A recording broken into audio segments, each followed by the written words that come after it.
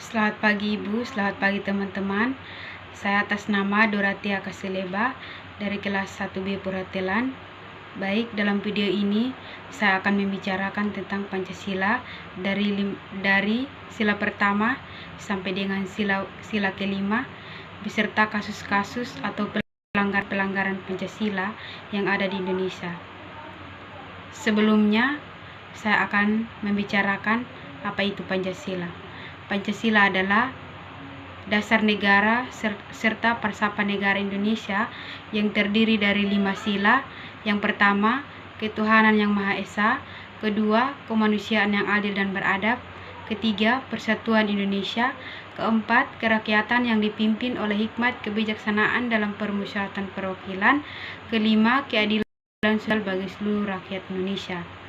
Jadi pentingnya Pancasila adalah sebagai pedoman hidup berbangsa dan bernegara, karena Indonesia terdiri dari agama, ras, dan kebudayaan, maka diperlukan pemersatuan tersebut. Baik, kita akan menyaksikan kasus-kasus atau pelanggaran-pelanggaran dari sila pertama sampai dengan sila yang kelima.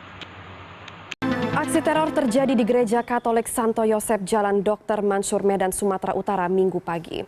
Menurut saksi mata, teror terjadi ketika Pastor Albert Pandingan hendak berkhotbah di depan mimbar. Seorang pria menghampirinya dengan membawa sesuatu berupa tas, pipa, dan sebilah pisau. Dari tas keluar percikan api yang melukai tangan kiri Pastor Albert. Sementara ini, tim gegana Polres Medan masih melakukan sterilisasi di lokasi. Pelaku teror berhasil ditangkap. Lagi-lagi aksi provokasi berujung main hakim sendiri hingga mengakibatkan nyawa melayang terjadi. Lantas, apa yang menyebabkan aksi barbar ini terus berulang? Untuk membahasnya sudah bersama dengan kami sosiolog Universitas Nasional Dr. Sigit Rohadi. Iya, selamat pagi Pak Sigit, salam sehat. Selamat pagi, salam sehat Mbak.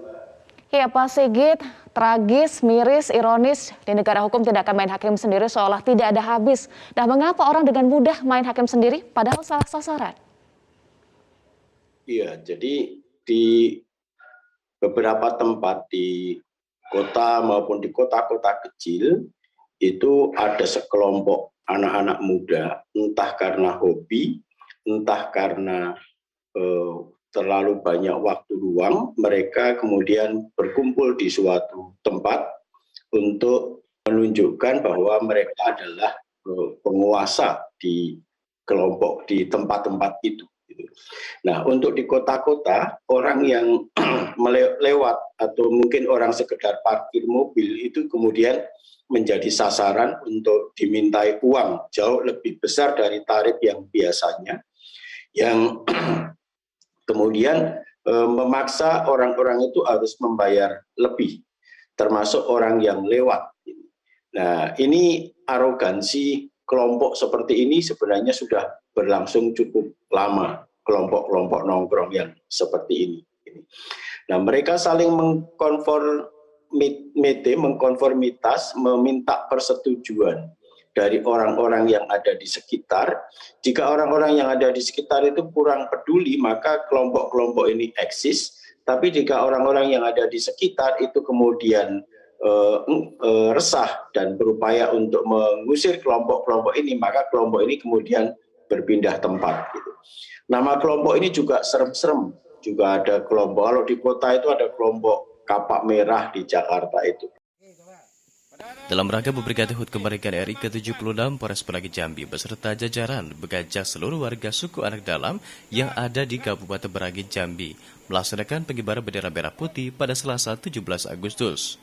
Selama 3 menit, yakni pukul 10.17 hingga pukul 10.20, warga suku Anak Dalam dipandu Kapolsek setempat dan Babim Kamtibmas diajak mengikuti upacara dan hormat bendera merah putih sebagai wujud rasa cinta tanah air dan menumbuhkan rasa nasionalisme. Salah satunya seperti yang dilakukan warga suku Anak Dalam di Desa Gadinjaya, Kecamatan Tabir Selatan, Kabupaten Merangin, yang diikuti sebanyak 26 anggota suku Anak Dalam. Warga SAD di Kabupaten Merangin ini diajarkan untuk mengikuti upacara bendera dalam memperingati Hari Kemerdekaan RI ke-76. Bahkan puluhan warga SAD ini juga mengikuti upacara secara virtual yang diselenggarakan serentak. Dengan adanya upacara ini diharapkan dapat terbentuk rasa nasionalisme di masyarakat SAD dan nantinya dapat memperingatinya setiap tahun.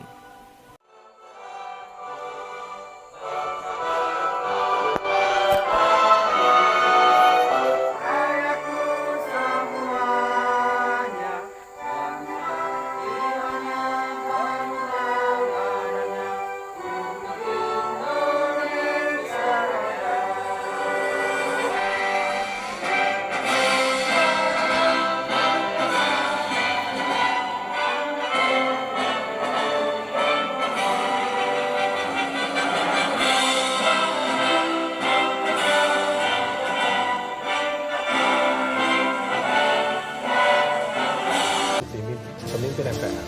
DPD mengklaim mayoritas anggota legislatif akan menyepakati pemilihan pimpinan MPR melalui musyawarah. Ketua DPD Irman Gusman menjelaskan DPD telah melakukan lobi dan pendekatan ke Koalisi Indonesia Hebat dan Koalisi Partai Pendukung Prabowo untuk memperjuangkan pemilihan pimpinan MPR melalui musyawarah dan bukan melalui voting. Irman mengaku belum menyiapkan nama untuk diajukan untuk menduduki kursi pimpinan MPR. Ketua DPD menjamin tidak akan melakukan aksi walkout jika opsi musyawarah yang diajukan DPD tidak diterima. Seorang nenek berusia 92 tahun dijatuhi hukuman penjara di Sumatera Utara. Nenek beserta 6 keturunannya dijatuhi hukuman penjara karena menebang pohon durian. Seorang nenek berusia 92 tahun, Saulina Sitorus, dijatuhi hukuman penjara 1 bulan 14 hari di Pengadilan Negeri Balige, Kabupaten Toba, Samosir, Sumatera Utara. Saulina terbukti bersalah karena menebang pohon durian berdiameter 5 inci milik Japaya Sitorus. Sidang vonis digelar pada 29 Januari 2018. Pada 1 Maret 2017, warga sekampungnya, Japaya Sitorus, menggugat keluarga Saulina Sitorus dengan tuduhan merusak pohon durian yang ditanam Japaya di dekat areal permakaman. 7 orang ditetapkan sebagai pelaku dalam kasus ini. Saulina Sitorus, putranya Marbun Naiborhu, serta 5 keponakannya. Saulina dijatuhi hukuman penjara 1 bulan 14 hari, sementara 6 pelaku lainnya dijatuhi hukuman penjara 4 bulan 10 hari. Keluarga Saulina mengaku menebang pohon karena sudah diberi izin oleh pemilik tanah wakaf untuk membangun tugu makam leluhur. Penebangan pohon dilakukan untuk membersihkan areal makam guna membangun tugu.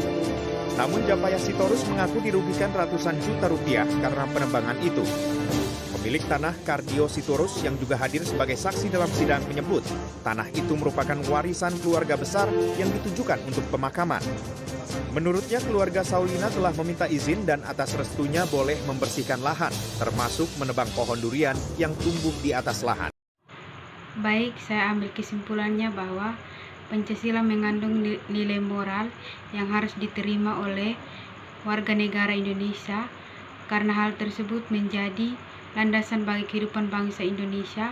Oleh karena itu, sebagai bangsa Indonesia harus menaati norma-norma yang ada di dalam Pancasila, dalam arti kita sebagai warga Indonesia harus adanya saling tolong-menolong antara sesama kita yang dalam kesulitan, adanya saling menghargai antara perbedaan agama sehingga tidak terjadi kasus-kasus atau pelanggaran-pelanggaran yang tidak diinginkan. Hanya itu saja yang saya sampaikan. Sekian dan terima kasih. Shalom.